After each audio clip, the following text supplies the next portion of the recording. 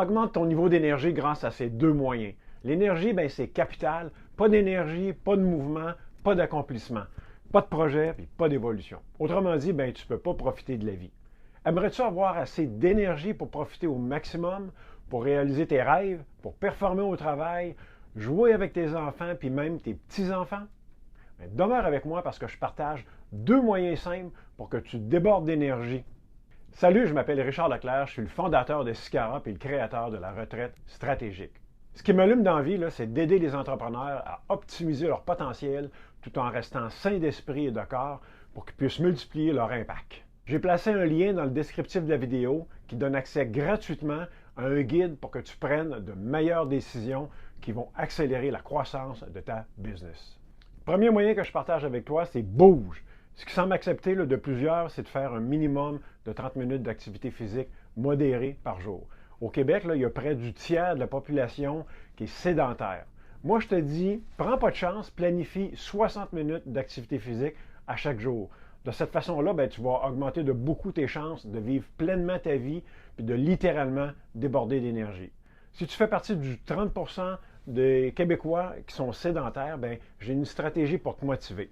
Tu vas fermer tes yeux, puis tu t'imagines dans 10 ans à continuer à être sédentaire. Là, regarde l'effet de la sédentarité sur ta santé puis ton corps. Tu vois pas? Laisse-moi t'aider. En surpoids, avec une faible estime de toi, puis en plus, tu auras de la difficulté à terminer tes journées, tu auras des médicaments à prendre pour contrôler tes maladies cardiovasculaires.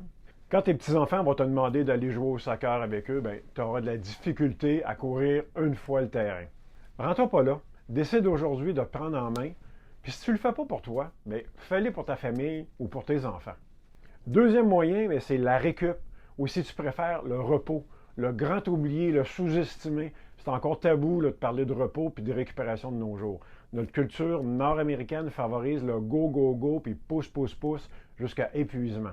Il y a plusieurs études qui prouvent maintenant que de travailler en fraction est plus productif et plus performant. Tu es 100% concentré sur un dossier, un projet pendant 60 à 90 minutes, puis tu prends une période de repos de 10 à 15 minutes. C'est prouvé que de cette façon-là, sur une longue période, tu seras beaucoup plus productif et beaucoup plus performant. Quand tu pousses ton corps ou ton mental en continu, tes facultés baissent rapidement, puis tu dépenses beaucoup plus d'énergie. Dans le sport comme dans le travail, prendre régulièrement des périodes de repos, c'est juste intelligent pour conserver ton énergie plus longtemps. Tes capacités et mentales sont proportionnelles à ton niveau d'énergie. Pense-y. Tu as plein de bonnes idées, mais pas d'énergie pour les réaliser. Tu as beaucoup de responsabilités, mais pas d'énergie pour les gérer. En rafale, si tu bouges chaque jour et que tu travailles intelligemment en prenant régulièrement des périodes de repos, ta vie va changer. Tu déborderas d'énergie pour créer puis amener à terme tes projets les plus ambitieux. Tu as des moyens que tu utilises puis qui fonctionnent, n'hésite pas à les partager dans les commentaires. Puis n'oublie pas, dans le descriptif de la vidéo, j'ai placé un lien qui te donne accès gratuitement à un guide pour que tu prennes de meilleures décisions d'affaires qui vont accélérer la croissance de ta business. J'espère que cette capsule a été d'une grande valeur pour toi. Merci et au plaisir de te voir bientôt.